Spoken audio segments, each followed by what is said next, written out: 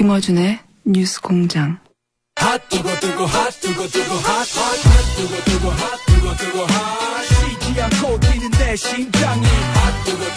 여러 코너가 있지만 이 오프닝 시그널은 이 코너가 최고인 것 같아요. 네. 핫 뜨거. 바른정당 하태경 최고위원 나오셨습니다. 예, 안녕하세요. 하태경입니다.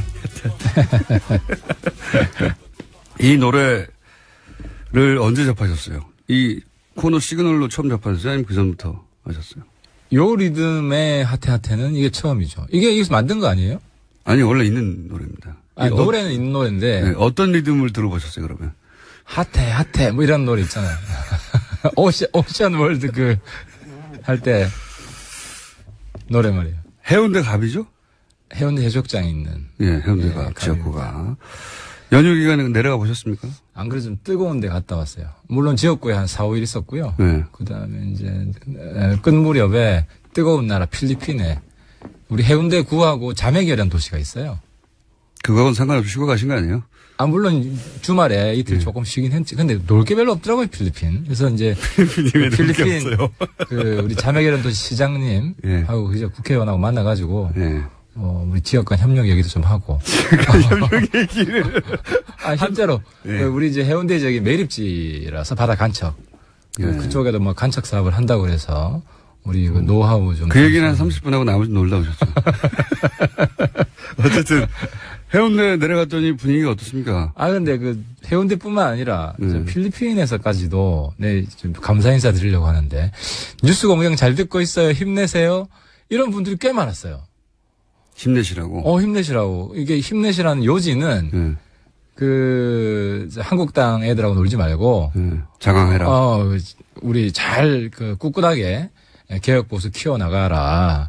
이런 응원하시는 분들이 꽤 많아가지고요. 참 제가 저분들 걱정을 해드려야 되는데 국민들이 우리 바른정당과 하태경 걱정해 주시는구나. 너무 감사했습니다. 너무 고맙습니다. 몇 명이나 됐다고 지금 그러신 겁니까? 뉴스공장 듣는다고 한 사람 한 10명? 10명? 네, 저를 마주친 사람 중에. 그 중에서 다른 이제 듣긴 듣는데 이제 아는 척 안 한 사람도 있긴 하겠죠. 아는 척 안 한 사람 이야기는 안 해요. 네. 그러니까 저한테 반응은 어쨌든 싫은 사람들이 더 많았을 수도 있는데요. 아니, 사람이란 게 싫어도 만나면 또 반가워요, 그게. 어쨌든. 자, 많은 분들이 걱정하시는 바른정당의 앞날. 어떻게 돼가는 겁니까? 요새 뉴스가 연휴 기간에도 연일 나왔어요. 자유한국당과 바른정당 내 통합파. 네, 그렇죠. 네. 그게 지금 빅 이슈인데. 저는 솔직히 그분들 빨리 나갔으면 좋겠어요. 이게 우리 당 입장에서 최악의 시나리오가 어떤 시나리오냐면 그분들이 이제 일단 그 전에 당대당 합당은 불가능합니다. 왜냐하면 우리 당권파가 압도적으로 이제 한국당과 통합을 반대하기 때문에 그리고 새롭게 전당대회를 하더라도 뭐 대충 나오는 시나리오는 뭐 유승민 대표가 1등할 가능성이 굉장히 높고 물론 제가 도전하겠지만 본인이 그럼 또다시 2등하는 겁니까? 이번에 아무튼 최대한 제가 도전을 하겠지만 어쨌든 저는 유승민 의원하고 지금은 같이 가는 입장이기 때문에 그리고 지금 통합파가 좀 비겁한 게 한국당 합당파가 비겁한 게 전당대회에 나가서 자기들이 당권을 잡으려고 해야 될 거 아니에요. 당을 합당으로 이끌려면. 근데 그런 노력을 아무도 안 해요. 지금 출마하겠다는 사람이 한 사람도 없어요. 출마해도 안 될 것 같으니까 그런 거예요. 그렇죠. 안 될 것 같으니까. 지금 당신뿐만 아니라 민심도 그래요. 국민들 대다수도 한국당이랑 합당하라는 부분은 한 60대 중반 이상의 일부 층만 그렇고 중장년, 청년 압도적으로 합당 반대하고 있어요. 그건 여론조사는 해보셨어요? 자체적으로. 만나보면 알죠. 그리고 이제 우리 지역에. 여론조사는 저희가 한번 해보세요. 한번 해보세요. 여론조사 한 것도 있어요. 내일 신문에서 여론조사 한 걸 보면. 아직 발표 안 됐습니까? 한 달 전쯤에 발표됐어요. 한 달 전. 그 여론조사 보면 합당 시너지 효과가 나오는데 가장 최악의 시나리오가 3당 합당이에요. 어떻게 국민의당, 바른정당, 한국당. 지지층은 사실 다르니까. 다 안 좋아요. 그리고 그 다음이 바른정당, 한국당 합당하면 산술적으로 두 개 합치면 지금 20%가 넘잖아요. 근데 이거 10%가 안 돼요. 합당해봐야? 두 개 합쳐봐야. 그래서 아무튼 뭐 국민 여론은 거기서 나타나고 있는 것 같고 이제 그렇기 때문에 그 지금 합당파가 취할 수 있는 선택지는 개별 탈당 내지는 집단 탈당밖에 없어요. 개별 탈당은 안 할 것 같고. 그렇죠. 집단 탈당이죠. 집단 탈당이라고 하면 규모는 어느 정도로 지금 예상하십니까? 그러니까 이제 제가 제일 걱정하는 것은 뭐 탈당의 시기예요. 시기 규모보다. 지금 어쨌든 통합파로 대표적으로 거론되는 분이 한 4분 정도 있지 않습니까? 지난번에 3선 4명 나갔죠. 예. 그리고 이번에 통합파, 그러니까 소위, 자유한국당과 통합 모임을 하고 있는 분들이 대표적으로 거론되는 분이 4분 정도. 3선 의원 정도 되신 분들이죠. 숫자는 판단하기가 쉽지 않은 게 우리 이제 바른정당 의원들이 대체로 명분을 중시합니다. 그래서 지난번에 이제 대선 때도 13명 안 가신 분들이잖아요. 예. 그때 명분이 안 된다고 보았기 때문에 그래서 명분이 만들어지지 않으면은 그 선도 탈당을 하기가 어려운 분들이 많아요. 그래서 실제로 집단 탈당을 할 분들이 몇 분 될지 예. 지금도 보면 김영호 의원 혼자서만 예. 합당해야 된다라고 공개적으로 발언하지 그 4분 중에서도 나머지 분들은 아예 말을 안 하잖아요. 발언을 안 하고 계시죠. 안 하잖아요. 네. 예를 들어서 황영철 의원이나 김영태 의원. 황영철 의원은 사실은 첫 번째 이제, 탈당이 있었을 때 마지막까지 고민하다가 탈당하지 않으신 분이고 그래서 소위 통합에 대한 그 의지는 원래 있던 분인데 그때는 명분이 없다고 되돌아온 건데 이번에는 명분이 있으면 갈 수도 있다. 뭐 이렇게 생각할 수 있는데 가장 이해가 안 가는 거기 포함된 의원 중에 한 분이 김용태 의원 아니십니까? 저희가 따로 인터뷰 시도해 보겠지만 첫 번째 탈당하신 분 중에 한 분이고 당시 새누리당을 그리고 가장 강하게 새누리당의 어떤 비판을 해온 분인데 이분이 통합 모임이 있었던 건 참 무슨 그동안의 변화가 있었는지. 합당파가 공통적으로 가지고 있는 인식이 예. 문재인 정부의 그 문제가 예.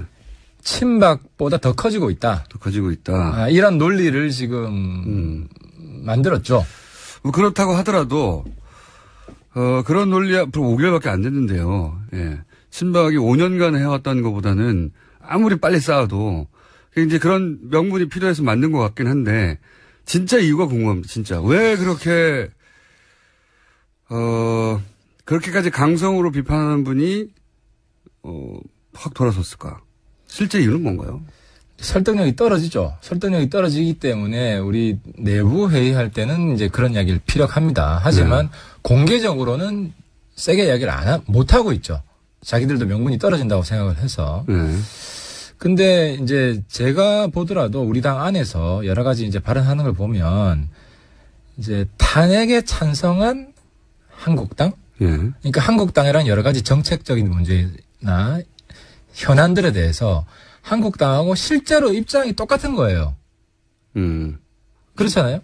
그러니까 여러 가지 우리 당 내에서 이제 발언하는 내용들을 보면 노선은 똑같은데 박근혜 친박이 싫은 거죠. 전 대통령과 그 세력이 싫었을 뿐이다. 그렇죠. 그러니까 나오고 보니까 한국당이랑 노선이 실제로 안 다르다. 예를 들어 뭐 핵무장도 똑같이 생각을 한다든지 여러 가지 지금 뭐 적폐청산 문제에 있어서도 바라보는 시각이 난 한국당하고 안 달라. 근데 당시에는 박근혜 탄핵 여기에도 이견 때문에 나왔는데 이제는 뭐 탄핵도 됐으니까 이렇게 생각하는 분들이 실제로 있어요. 그분들이 지금 주축인가요? 말하자면? 그분 크게 이제 두 가지 부류인데 이제 이념적으로 한국당하고 차이가 없다고 느끼는 분 한 분, 또 한 분은 지역구가 한국당 지지층이 유독 센. 그 대표적인 게 TK고 또 그건 뭐 어쩔 수 없는 경기 북부 이제 크게 두 가지 부류죠. 그렇게 두 가지 부류다. 예. 김용태 의원은 두 가지 부류 다 아닐 것 같아요. 아니요. 김용태 의원은 예를 들어 뭐 경제 민주화 문제에 대해서 굉장히 비판적이었고요. 본인 의정 활동할 때도 경제 분야에서 한국당과 노선이 크게 다르지 않다고 생각하신다? 본인 노선 여태까지 표방해온 노선이 그래요. 전혀 다른데 근데 문제는 친박들이 여전히 남아 있고. 그러니까 제 말은 또 그겁니다. 박근혜 전 대통령 탈당 문제도 이야기한 지가 언젠데 아직도 안 되고 있지 않습니까? 그리고 곧 다음쯤에 할 것만 같은 어떤 멘션이나 제스처가 나온 지도 한두 달 지난 것 같은데요. 홍준표 대표로부터. 그래서 통합파도 좀 복잡합니다. 한 색깔이 아니고 그 안에 이제 조건부 통합파가 있고, 그러니까 박근혜 출당과 친박 몇 명이 같이 출당해야만 논의해 볼 수 있다가 있고, 그냥 묻지 마. 지금은 문재인 정권의 전횡이 너무 심하기 때문에 아예 그냥 통합해야 된다. 조건 없이 무조건 통합파 이렇게 나눠져 있어가지고. 통합파로. 예, 그래서 거기도 단일 행보를 하기가 쉽지 않을 거다는 겁니다. 조건부 통합파는 몇 명이고. 그건 따지기가 좀 어려워요.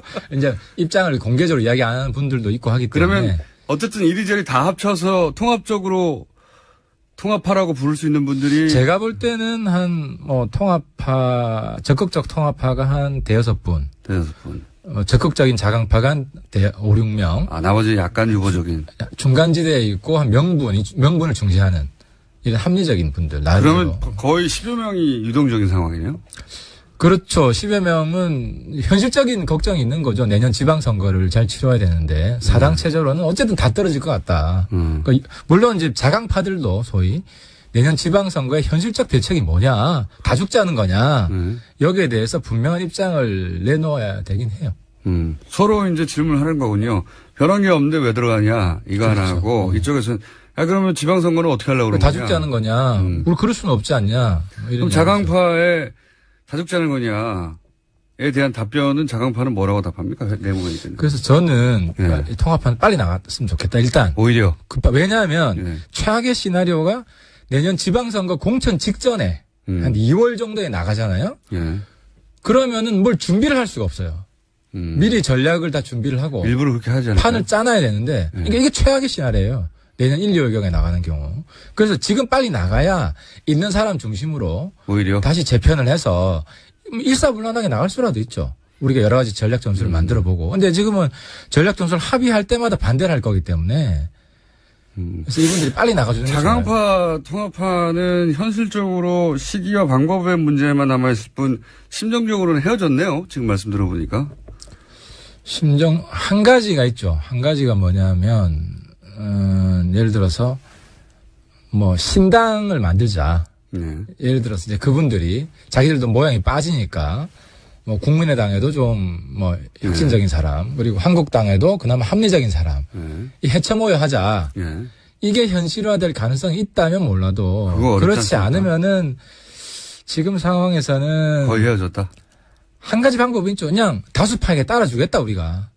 전당대회를 하니까 이렇게 페어플레이를 하자고 하면은 아마 다 갈 수 있을지도 모르겠는데, 그렇더라도 몇 명은 지금 안 가면 안 되는, 이미 거의 공개적으로 통합 이야기 한 분들 있잖아요. 무조건 통합해야 된다. 이런 분들은 같이 하기가 좀 어렵다고 봐야죠. 그러면 통합파를 어쩌다 보니 대표하게 됐다고 표현한 이유는 본인이 직접 그렇게 주도해서 이 움직임을 끌고 나가는 모양새는 아니니까, 뒤에서는 어떨지 모르지만. 김무성 전 대표 같은 경우에는 통합을 하자는 쪽이잖아요. 그렇죠. 그러면 김무성 전 대표가 어떤 생각을 하고 있냐가 결정적이지는 않을지 몰라도 매우 중요한 편에 속하는 거 아닙니까? 그분들. 중요하지 않죠, 사실. 이제는 아니에요. 이제 아니에요. 왜냐하면. 그 정도로 리더십 떨어졌습니까? 아니, 김무성 대표도 되게 이제 입지가 좁아진 게 한국당 내에서 안 받을 사람, 죽어도 안 받을 사람, 몇 명을 고르라 그러면 그 3명 중에 한 분이에요. 지금 이제 제가 조금 올라가가지고 유승민, 하태경, 김무성 정도를 꼽는 것 같은데. 그래요? 그런 얘기가 있습니까? 네, 제가 조금 올라갔어요. 그래서 홍 지사랑 싸우고 이러다 보니까 홍 대표. 의원님 많이 올라갔네요. 예전에 오던가 말던가 아니었어요? 예, 예전에는 무다가 오면 받아주는 이런 상황이었는데 지금은 절대 안 받아주는. 거기에 김무성 대표도 있습니까? 전 대표도? 그 안에 친박들이 이제 싫어하죠. 그리고 한국당 지지자들이 싫어하는 대표적인 어원 중에 하나가 유승민, 김무성 둘이었어요, 원래는. 거기에 지금 제가 꼽살에 지금 껴있는 이런 상태고. 그러니까 이제 본인은 당대당 통합 이게 아니면 탈당해서 가더라도 안 받을 가능성이 많죠. 무소속은 있어야 돼요. 그래서. 무리할 될 수도 있군요. 네, 그래서 이제 탈당을 할 경우에 저쪽에서 안 받아주는 경우가 생기기 때문에 애매한 분들이 좀 있는 거죠. 그래서 김무성 대표가 이 움직임을 주도할 수도 없고 입지도 좁아진 상태다. 그렇죠. 주도하기가 어렵죠. 그럼 유승민 대표와 김무성 대표가 두 분 다 전이긴 하지만 두 분이 만나가지고 뭔가 이렇게 큰 딜을 했다. 이렇게 된다. 그 가능성이 있죠. 그 가능성은 아까 이야기한 지방선거. 지방선거 계획이 뭐냐. 그래서 서로 어느 정도 동의가 되면 어쨌든 정치인은 좋은 성적만 내면 되니까 지금 한국당이랑 이제 합당하고 싶어 하는 사람들도 자기 지역구에 합당 안 하면 자기 밑에 있는 사람 다 떨어질 것 같으니까 그런 현실적 고민이 정치인이 있잖아요. 근데 이게 어느 정도 당선될 수 있는 비전이 있다. 이러면은 뭐 귀 기울여 들을 수 있는 거죠. 기로에 서 있는 것이고 이 기로에 서 있는 상황이 얼마나 오래 갈까요? 올해를 넘기지 않길 바라시는 거 아니에요, 의원님은?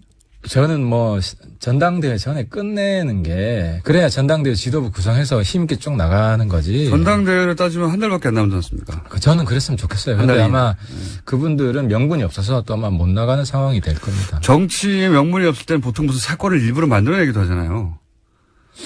뭐 그렇죠. 근데 모르겠습니다. 또 뭐가 준비되고 있는지는. 자유한국당 사정은 어떻습니까? 한국당은 거기도 지금 속 편안한 상태는 아닌 것 같더라고요. 그래서 홍준표 대표 한번 전화 통화 해보세요. 안 그래도 지금 내가 어제 홍 대표 그 이야기 듣고 좀 본인 전화번호 없다는 이야기. 네, 본인 전화. 제가 전화번호 알고 그 통화도 물론 이제 당 대표 되기 전이지만 통화도 뭐 여러 번 하고 했는데 갑자기 어제 자기는 전화가 없고 수행 비서 전화를 쓴다. 네. 그 이야기는 사실이 아닌 걸. 그거는 사실이 아닙니다. 그래서 전화번호 여기 확 공개하실 겁니까? 사실이 아니긴 한데 자유한국당 내에서도 뭐랄까요, 이렇게 순탄치만은 안 나보더라고요, 속사정이. 아무래도 알고 계신 게 뭐가 있습니까? 박근혜 출당도 잘 못하잖아요. 그러니까 이제 서청원, 최경환 출당은 불가능합니다. 그건 아예 불가능하다. 아예 불가능합니다. 왜냐하면 3분의 2 의원들 지지가 있어야 되기 때문에 그래서 이제 자기들이 꼼수로 내는 게 그 당협위원장을 다 사퇴하자. 전국 다요? 전국 다. 그런 식으로 해서 이제 새로 복당하는 사람들 자리를 만들어 당협위원장 될 수 있는 가능성을 열어주겠다. 그것도 보장해 주는 것도 아니고 가능성을 열어주겠다는 거예요. 그래서 당협위원장을 그러니까 탈당한 분들 지역 말고 전체 다 하자. 그렇죠. 전체 다. 그것도 어려울 것 같은데요. 그렇죠. 그것도 어렵습니다. 다른 그러니까 지역은 아니 내가 왜 내놔야 돼 이렇게 하지 않을까요? 그래서 이제 한국당은 바른정당 사람들 이제 데려오는 명분이 문재인 정말 나쁜 놈이야. 이걸 계속 부각시키는 것밖에 없어요. 그러니까 자꾸 오바를 하는 거지. 어제도 보니까 뭐 홍준표 대표 저 통신조회. 내가 통신조회 알아보니까 감청도 아니고. 맞습니다. 누구랑 통화했는지 이것도 아니고. 그것도 본인 전화도 아니고. 그러니까 이런 좀 말도 안 되는 억지 명분 만들어가지고. 가입자 누군가 알아보는 건데, 그게 보통은. 그러니까 자기 정보더라고요. 자기 정보. 자기 정보 알아보고 개인정보, 이제 이름, 주민번호, 주소 이 정도 알아보는 건데, 그것도 본인 번호도 아닌데, 그거 가지고 사찰. 이렇게 자꾸 말도 안 되는 반대를 하니까, 제가 홍 대표를 비판 안 할 수가 없죠. 문재인을 비판하더라도 조금 수준 있게, 격 있게 이렇게 해야 국민들이 지지를 하지. 본인은 수준 있게 격 있게 하고 있는데, 홍준표 대표는 못하고 있다고. 저는 문재인 대통령 비판할 때 근거를 확실히 가지고 하죠. 알겠습니다. 자유한국당의 가장 어려운 점은 지금 그러면 소위, 친박 혹은 최소한 박근혜 전 대통령에 대한 청산 정도는 얘기해야 되는데 그것도 하기가 힘든 내부 사정 혹은 지지층. 그것도 아마 어제인가요? 그제인가요? 태블릿. 이게 제주신 게 아니다. 제주신 게 아니더라. 애국당 증언 있고 나서 김진태 의원이 살아났잖아요. 그렇죠. 그래서 김진태 의원이 조용하다가 갑자기 나와서 어제부터 이제 발언하기 시작하더라고요. 그러면 사실 김진태 의원은 친박이 아닌데 친박화 됐어요. 본인이 태극기 부대 이런 걸 거치고 나서. 그래서 그쪽에서도 계속 또 압박을 할 거기 때문에 박근혜 대통령 출당도 좀 어려워지겠죠. 난관이 좀 조성이 되겠죠. 홍준표 대표는 출당을 시키고 싶어 하는 건데, 당내에 혹은 지지층이 여전히 박근혜 대통령 전대승을 끌어안고 싶어 하는 지지층과 또 당내 인사들이 있는 거죠. 그래서 그런 거죠, 지금. 그래서 홍 대표가 무슨 역사적 결단을 원래 대선 전에 했어야 돼요. 그때 친박 확실히 선을 긋고 나갔으면 지금 홍 대표가 어쨌든 개혁 보수의 깃발을 들더라도 뭐 안 어울리지는 않을 텐데 지금은 뭐 이미 끝났죠. 이미 끝나서 제가 일관되게 주장하듯이 한국당 해산을 목표로 우리가 싸워야 됩니다. 해산. 네, 뭐 쉽지는 않지만. 한국당 해산되기 전에 바른정당 해산되는 거 아닙니까? 우리는 해산은 안 되지. 일부가 탈당할 뿐이고. 이건 어떻습니까? 최근에 왜 국정원이 이제 김대중 전 대통령 이명박 정부 당시의 국정원이 노벨상 취소 뭐 이런 작업을 했다 이런 정황이 좀 드러나고 있는데 이 뭐 한마디로 천인공노할 일이죠. 이 자체는 어쨌든 제가 볼 때는 실행이 된 것과 무관하게 이런 모의를 했다는 것이고 그리고 또 이게 국정원에서 이야기가 나왔다는 것이잖아요. 그래서 이 진상규명 철저히 해야 되고요. 근데 지금 애매한 게 이 국정원에서 먼저 아이디어를 만들어서 시민단체 이거 해보라고 제안한 건지 아니면 시민단체가 이거 해보면 어떨까요 해서 뭐 국정원이 그냥 들은 입장인 건지 이 부분이 지금 애매한데. 시민단체 중에 국정원한테 제안할 수 있는 시민단체가 있다면 그 자체가 이미 특수한 커넥션이죠. 아, 여기는 이미 커넥션이 있다고 알려진 단체잖아요. 이미 알려진 단체인데 그래서 여기에 대한 진상규명이 필요하고요. 그래서 국민들께서는 뭐 저는 MB까지 연결시키는 거 반대하지만 어쨌든 이게 아니 국정원에서 나온 아이디어라면 누구한테까지 보고가 됐느냐 이런 부분에 대해서 관심이 있는 거 아닙니까? 우려가 있고 그래서 철저히 밝혀야 된다고 봅니다. 최근 의원은 사실 바른정당의 최고위원으로서는 관심이 없었을 수도 있는데 최근에 왜 BBK 얘기가 다시 나왔습니까? 다스 얘기도 막 나오고. 예. 이쪽은 관심이 없습니까? 제가 그땐 정치할 때가 아니어가지고 그 MB 대선할 때지 않습니까? 네네. 그래서 막 어쨌든 그 부분도 뭐 진상규명이 필요한 부분이 있습니다. 본인이 가진 혹시 BBK나 뭐 다스나 기타 등등 주가 조작이나 이 일련의 사건들 쭉 이어진 에 대해서 개인적으로 가졌던 궁금증은 없었어요, 혹시? 있죠. 아, 물론 궁금한 점은 있는데 저도 용량에 한계가 있는 사람이라서. 뭐가 특히 궁금하셨는지 제가 궁금증을 풀어드리려고 거꾸로. 아, 그 부분 관심이 많으셨죠. 네. 관심이 앞으로 생기시면. 예, 제가 좀 관심 가져보겠습니다. 왜냐하면 이게 앞으로 계속 나올 사안이거든요. 질문할 게 별로 없으신 모양이에요. 아니, 요 이야기는 현역 정치인들이 잘 안 하더라고요. BBK 이야기. 그죠. 오래된 이야기고. 그러니까 이게 이제 MB 대통령에 대해서 지금 역공하겠다는 거 아니에요. MB 측에서도 우리도 노무현 정부 때 가지고 있는 정보가 있다. 네. 전 있을 거라고 봅니다. 네. 근데 만약에 그렇게 서로 공개해가면서. 그러니까 지금 쟁점이 좀 그거 같아요. MB 정부 국정원만 정치 사찰을 했느냐. MB 정부 국정원도 정치 사찰을 했지만, 했을 뿐만 아니라 그 전에도 했다. 국정원의 관행이었다. 정권 안보에 충성하는. 근데 MB 때 심하게 했다. 이러면 노무현 정부 때는 나올 거예요. 그럼 그렇게 되면은 서로 그냥 진흙탕 싸움이 되는 거죠. 아니, 노무현 정부 때도 실제로 그런 식의 정치적 사찰과 정치적 어떤 탄압과 혹은 국가폭력이 있었으면, 그거 나와야죠. 그러니까 제 요지는 뭐냐면. 가지고 있으면 지금 우리가 하려고 하는 건 국정원 개혁이잖아요. 예. 근데 MB를 구속시키면 국정원 개혁이 잘 되고, MB를 구속 안 시키면 국정원 개혁이 잘 안 되는 게 아니잖아요. 국정원 개혁은 대통령의 의지만 있으면 되는 거예요. 예. 국정원은 대통령의 손발이기 때문에. 국정원 개혁은 국정원 개혁이고 그 과정에서 어떤 이명박 전 대통령이 책임이 있으면 그것도 묻히는 거죠. 물론 있으면 해야 되는데 자꾸 연기만 피우고 아직까지도 제가 볼 때 직접적인 관련 증거는 안 나왔어요. 맞습니다. 안 나왔는데 정치권에서 그렇지. MB 자꾸 구속하라는 이야기까지 나오고 이런 상황이니까 법보다 정치가 앞서간다는 거죠. 그래서 제가 지난번에 말씀드렸지만 국가의 얼굴이었던 사람이다. 그러니까 이런 경우는 최대한 정치권에서는 신중하게 하자. 일반 민간인들이 화가 나면 뭔 이야기 못해요. 근데 아무튼 어제도 보니까 박지원 대표가 MB 구속해야 된다. DJ 나오니까. DJ 지금 나온 거 자체가 실행이 됐는지 진상규명이 전혀 안 됐는데 바로 정치화시키거든요. 이런 게 제가 볼 때 구태정치라는 거죠. 알겠고요. 만약에 나오면 저도 MB한테 한마디 할 겁니다. 네. 직접 장기가 나오면. 근데 나오기 전까지 하태는 최대한 신중하겠다. 그 입장은 그게 국가에 대한 예의다. 충분히 이해가고요. 그 정치적 공방 말고 BBK나 다스는 정치적인 게 아니잖아요. 예. 네, 뭐 그 부분은 그쪽에서 뭐가 나오면은 바로. 제가 한마디 합니다. 근데 100마디 정도 하실 내용이 나오실 수도 있습니다. 자,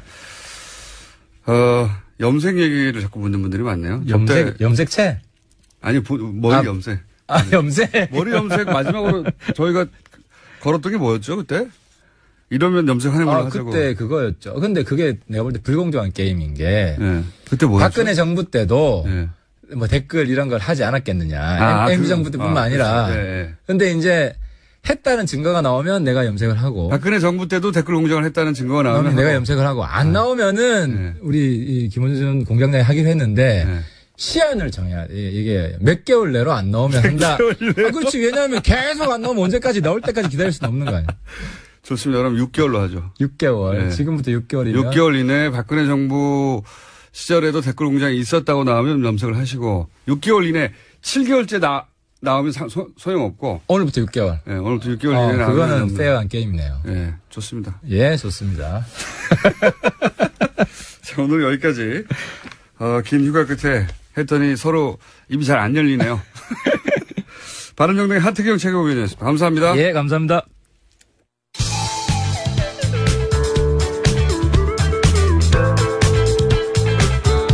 환상의 시사 아이돌 고깃빛깔 김호준.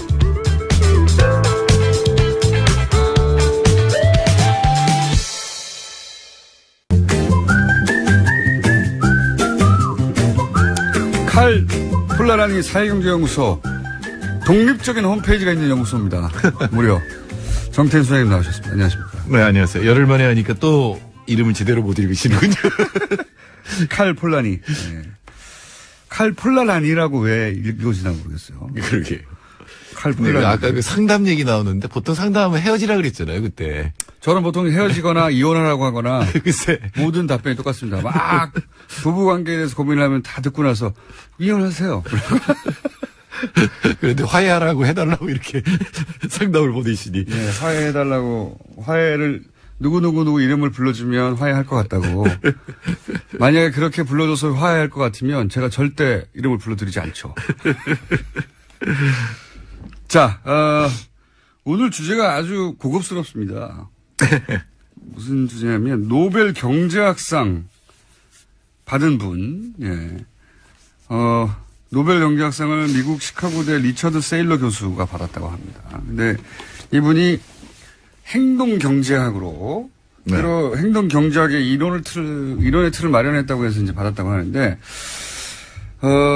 이 노벨 경제학상의 의미 그리고 행동 경제학이 무엇인가 이런 거를 지금 해설해 주시겠다는 굉장히 고급스러운 주제를 들고 왔어요.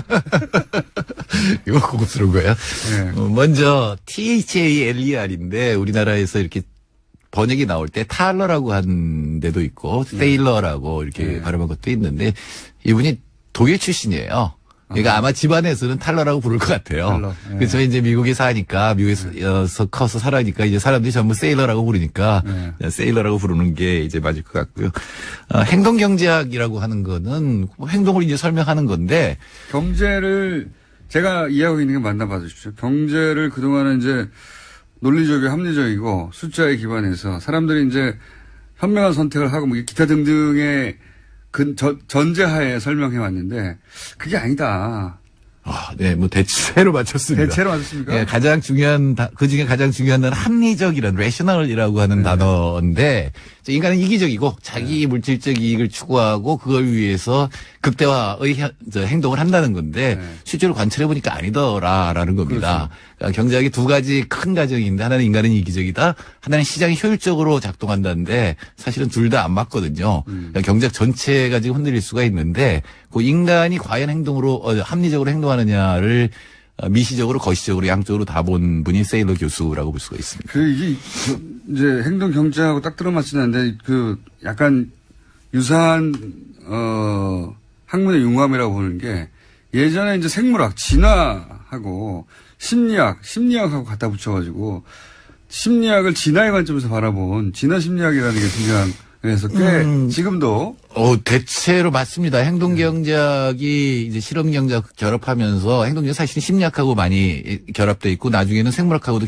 결합하거든요. 아하. 그러면서 이제 행동경제학을 설명하는 여러 가지 얘기들이 이제 행동을 설명하는 여러 가지 얘기도 나오는데 최근에는 심리학, 생물학, 경제학, 사회학 뭐 이런 것들이 전부 모여서 도대체 인간이 이기적인데 협동이라는 걸 왜 할까? 뭐 이런 것들을 이제 이 기원을 찾아 나가는 거죠. 그 중에 가장 뛰어난 통찰을 보여준 사람 중에 하나가 세일러 교수입니다.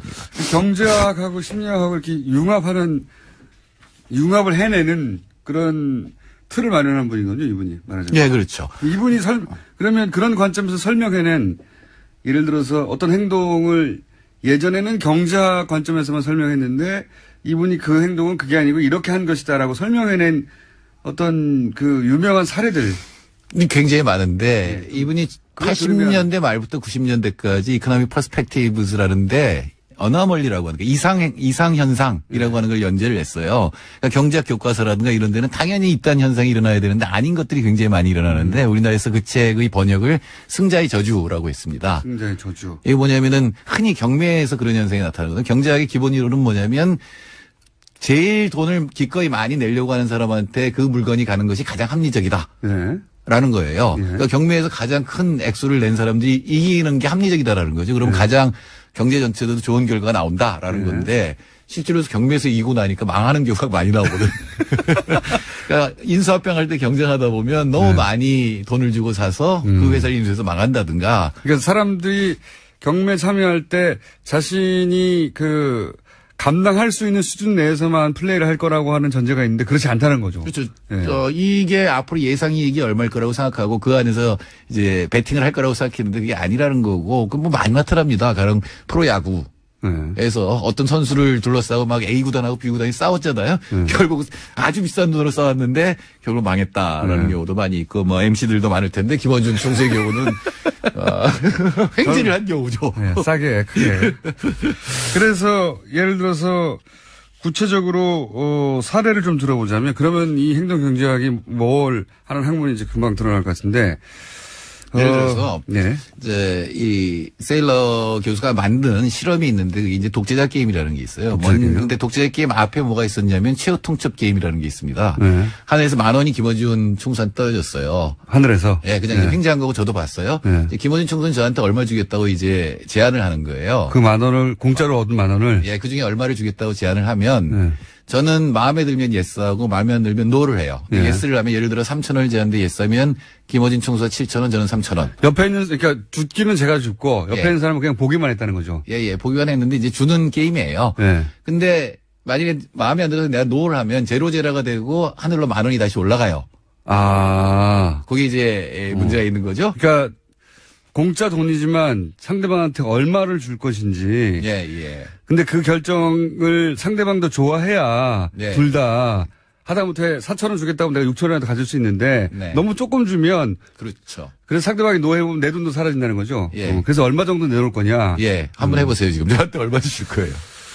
근데 그 옆에 있는 사람은 그냥 구경만 한 사람이에요? 아무런. 그건 아무 저기가 없고, 그냥 이렇게 생각해 봅시다. 경제학에 상정하는 대로 A도 이기적이고 B도 이기적인 사람이다. 라고 상정하면 얼마가 답일까요? 5,000원씩 나눠야죠. 근데 만약에 둘 다 아무런 노력을 안 했다면. 대체로 이제 실험을 해보면 이건 정말 수백만 명이 했어요. 전 세계적으로. 대체로 4,000원에서 5,000원이 나옵니다. 근데 경제학이 예측하는 답은 이론이에요. 이론? 왜 그렇습니까? 인간은 이기적이고 물질적 이익만 추구하기 때문에 A가 이론을 제시했을 때 B는 예스하면 이론이고 노하면 제로죠. 그럼 이론이라도 얻기 위해서 예스할 것이다. 그렇죠. 인간은 이기적이기 때문에 물질적 이익만 추구하니까. 그러니까 A는 그걸 알기 때문에 이론을 제안하고. 근데 실제로 안 그렇거든요. 실제로는 내가 이론을 못 먹더라도 상대가. 그렇죠. 너 죽고 나 죽자 이렇게. 9,999원을 가지는 게 배가 아픈 거죠. 여기까지가 최후통첩 게임이고 그러니까 경제학자들이 반론을 제기했어요. 그건 A도 자기 돈 다 날릴까봐 그렇게 주는 거다. 그건 A의 이기주의다. 결국은 이기주의다라고 설명하니까 세일러 교수가 들고 나온 게 뭐냐면은 독재자 게임이에요. 그게 뭡니까? 그럼 B는 노할 기회가 없어요. 오케이. 그 무조건 A가 주는 대로 그냥 받고 끝이에요. 그럼 얼마 나올 것 같아요? 진짜로 실험을 했거든요. 이런 것 때문에. 빵원이겠죠. 아닙니다. 그렇지도 않아요. 근데 2,000원에 3,000원 나옵니다. 그 사람이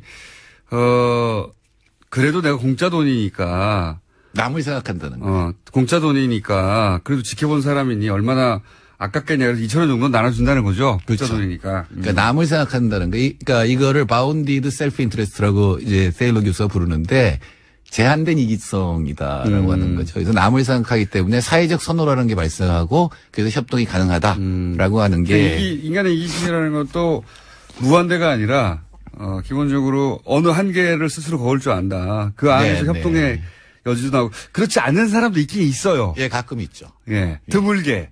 그러니까 대체로 140을 끝까지 받으려고 했던. 예, 대체로 경제학과 학생들이 예. 경제학과 학생들하고 할 때는 아까 대체로 사람들은 40에서 50 준다 그랬잖아요. 5%. 예. 이 사람들은 경제학생들은 30에서 40불 줘요. 오히려 그런 교육을 받았기 때문일지도 모르고 그런 사람이 이 경제학과를 갔을지도 모르고 사람이 경제학과 예, 갔을지도 그 실험도 했습니다만 이거는 이제 인간이 제한적으로 이기적이라는 얘기고 그다음 제한적으로 합리적이라고 하는 얘기도 많이 합니다. 인간이 과연 레셔널하게 막 자기 이익을 끝까지 추구하느냐 그러지 않는다라는 거죠. 대체로 기준점을 정해놓고 자기가 어느 정도 만족스러우면 거기에 대해서 이제 타협한다. 예, 타협하는 그런 행위를 많이 한다라는 거고요. 그게 이제 소위 셀러 교수가 밝혀낸 사람이 그 끝간데 없이 이기적이거나 혹은 논리적으로만 행동하거나 혹은 뭐 수치에 따라서만 행동하거나 그렇지 않다. 그리고 또 하나는 이제 의지도 부족하다 인간은 의지가 굉장히 부족한 그러니까 제한 의지성이라는 말을 쓰는데 의지가 부족하다는 건 어떤 의미입니까? 그리고 뭐 금연을 하겠다고 해놓고 금연 약속 못 지키고 이러는 거죠. 그러니까 뭐 여기서 나오는 직접적인 얘기는 옛날에 우리는 정기적금이라는 걸 어머니들이 많이 들었잖아요. 네. 근데 그게 굉장히 유효한 수단이에요. 정기적금 이자율도 낮은데 요새는 그거 딴 데다 자기가 쓰고 싶은 데 써야지 그걸 이렇게 돈을 갖다 하나로 미리 정해 놓으면 그거는 비효율적이라고 경제학자들이 얘기하거든요. 근데 실제로는 정기적금이 내 행동을 제약해서 실제로 목표를 맞게 만드는 거거든요. 그래서 사람들이 인간의 나약한 의지를 그 주기적으로 강제하는 시스템이 보완해 주는 거군요. 이거를 정신적 계좌 오늘 신문 보니까 여러 가지로 번역했던데 멘탈 어카운트라는 게 있는데 사람은 자기가 돈이 1,000원이 있으면 200원은 어디다 쓰고 300원 어디다 쓰고 이걸 어느 정도 정해놓고 있다는 거예요. 원래. 예.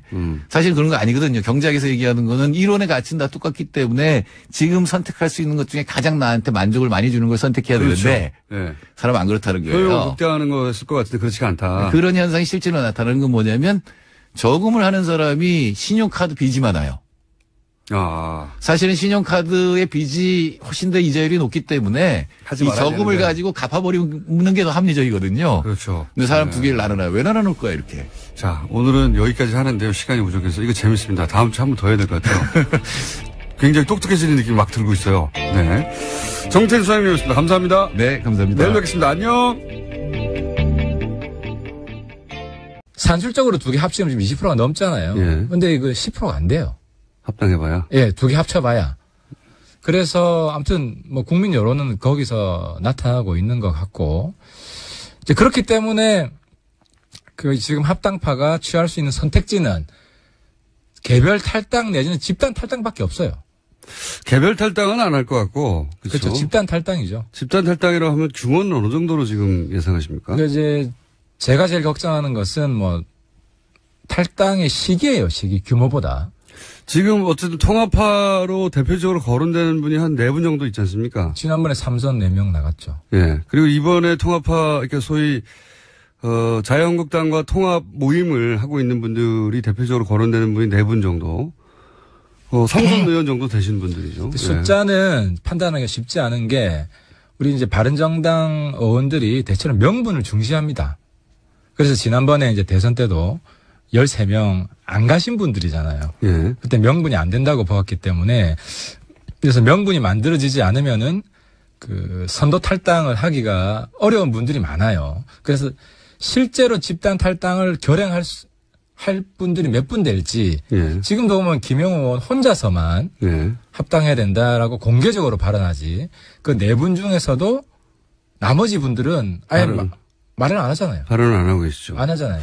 네. 예를 들어서 황영철 의원이나 김영태 의원. 황영철 의원은 사실은 첫 번째 이제, 탈당이 있었을 때, 마지막까지 고민하다가 탈당하지 않으신 분이고, 그래서 소위 통합에 대한 그 의지는 원래 있던 분인데, 그때는 명분이 없다고 되돌아온 건데, 이번에는 명분이 있으면 갈 수도 있다, 뭐 이렇게 생각할 수 있는데, 가장 이해가 안 가는 거기 포함된 의원 중에 한 분이 김용태 의원 아니십니까? 저희가 따로 인터뷰 시도해 보겠지만, 첫 번째 탈당하신 분 중에 한 분이고, 당시, 새누리당을, 그리고 가장 강하게 새누리당의 어떤, 비판을 해온 분인데, 이분이 통합 모임이 있었던 건 참, 무슨 그동안의 변화가 있었는지. 합당파가 공통적으로 가지고 있는 인식이, 예.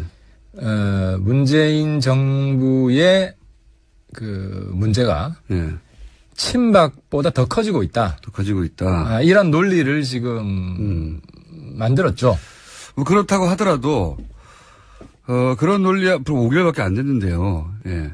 친박이 5년간 해왔다는 것보다는 아무리 빨리 쌓아도 이제 그런 명분이 필요해서 만든 것 같긴 한데 진짜 이유가 궁금합니다. 진짜 왜 그렇게 그렇게까지 강성으로 비판하는 분이 확 돌아섰을까? 실제 이유는 뭔가요? 설득력이 떨어지죠. 설득력이 떨어지기 때문에 우리 내부 회의할 때는 이제 그런 이야기를 피력합니다. 하지만 공개적으로는 세게 이야기를 안 하고. 김어준의 뉴스 공장.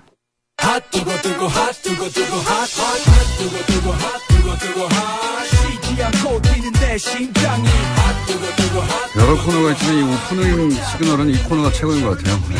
핫 뜨거. 바른정당 하태경 최고위원 나오셨습니다. 예, 안녕하세요. 하태경입니다.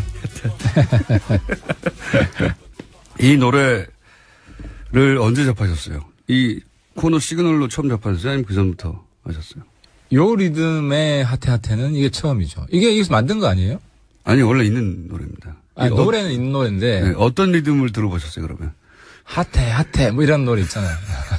오션 월드 할 때 노래 말이에요. 해운대 갑이죠? 해운대 해수욕장에 있는. 예, 해운대 갑, 지역구가. 연휴 기간에 내려가 보셨습니까? 안 그래도 좀 뜨거운 데 갔다 왔어요. 물론 지역구에 한 4, 5일 있었고요. 네. 그 다음에 이제, 끝 무렵에 뜨거운 나라 필리핀에 우리 해운대 구하고 자매결연 도시가 있어요. 그거하고는 상관없이 쉬고 가신 거 아니에요? 물론 주말에 이틀 조금 쉬긴 했지. 근데 놀 게 별로 없더라고요, 필리핀. 그래서 이제 필리핀 우리 자매결연 도시 시장님 하고 이제 국회의원하고 만나가지고 우리 지역 간 협력 얘기도 좀 하고. 협력 얘기를. 실제로 우리 이제 해운대 지역이 매립지라서 바다 간척. 그쪽에도 뭐 간척 사업을 한다고 그래서 우리 노하우 좀. 그 얘기는 한 30분 하고 나머지 놀다 오셨죠. 어쨌든 해운대 내려갔더니 분위기가 어떻습니까? 근데 해운대뿐만 아니라 필리핀에서까지도 좀 감사 인사 드리려고 하는데 뉴스 공장 잘 듣고 있어요. 힘내세요. 이런 분들이 꽤 많았어요. 힘내시라고? 힘내시라고. 이게 힘내시라는 요지는 한국당 애들하고 놀지 말고 자강해라. 우리 잘 꿋꿋하게 개혁 보수 키워나가라. 이런 응원하시는 분들이 꽤 많아가지고요. 참 제가 저분들 걱정을 해드려야 되는데 국민들이 우리 바른정당과 하태경 걱정해 주시는구나. 너무 감사했습니다. 너무 고맙습니다. 몇 명이나 됐다고 지금 그러신 겁니까? 뉴스공장 듣는다고 한 사람 한 10명? 10명? 네, 저를 마주친 사람 중에. 그 중에서 다른 이제 듣긴 듣는데 이제 아는 척 안 한 사람도 있긴 하겠죠. 아는 척 안 한 사람 이야기를 안 해요. 네. 그러니까 저한테 반응은 어쨌든 싫은 사람들이 더 많았을 수도 있는데요. 아니 사람이란 게 싫어도 만나면 또 반가워요, 그게. 어쨌든 자, 많은 분들이 걱정하시는 바른정당의 앞날 어떻게 돼가는 겁니까? 요새 뉴스가 연휴 기간에도 연일 나왔어요. 자유한국당과 바른정당 내 통합파. 네, 그렇죠. 그게 지금 빅 이슈인데, 저는 솔직히 그분들 빨리 나갔으면 좋겠어요. 이게 우리 당 입장에서 최악의 시나리오가 어떤 시나리오냐면 그분들이 이제 일단 그 전에 당대당 합당은 불가능합니다. 왜냐하면 우리 당권파가 압도적으로 이제 한국당과 통합을 반대하기 때문에 그리고 새롭게 전당대회를 하더라도 뭐 대충 나오는 시나리오는 뭐 유승민 대표가 1등할 가능성이 굉장히 높고 물론 제가 도전하겠지만 본인이 그럼 또다시 2등하는 겁니까? 이번에 아무튼 최대한 제가 도전하겠지만 어쨌든 저는 유승민 의원하고 지금은 같이 가는 입장이기 때문에 그리고 지금 통합파가 좀 비겁한 게, 한국당 합당파가 비겁한 게, 전당대회에 나가서 자기들이 당권을 잡으려고 해야 될 거 아니에요. 당을 합당으로 이끌려면. 네. 근데 그런 노력을 아무도 안 해요. 지금 출마하겠다는 사람이 한 사람도 없어요. 출마해도 안 될 것 같으니까 그런 거예요. 그렇죠. 안 될 것 같으니까. 지금 당신뿐만 아니라 민심도 그래요. 국민들 대다수도 한국당이랑 합당하라는 부분은 한 60대 중반 이상의 일부 층만 그렇고 중장년, 청년 압도적으로 합당 반대하고 있어요. 그건 여론조사는 해보셨어요? 자체적으로? 만나보면 알죠. 그리고 이제 우리 지역에 여론조사는 저희가 한번 해보세요. 한번 해보세요. 예. 여론조사 한 것도 있어요. 예. 내일 신문에서 여론조사 한 걸 보면 아직 발표 안 됐습니까? 한 달 전쯤에 발표됐어요. 한 달 전쯤. 그 여론조사 보면 합당 시너지 효과가 나오는데 가장 최악의 시나리오가 3당 합당이에요. 어떻게 국민의당, 바른정당, 한국당. 지지층은 사실 다르니까. 다 안 좋아요. 예. 그리고 그 다음이 바른정당, 한국당 합당하면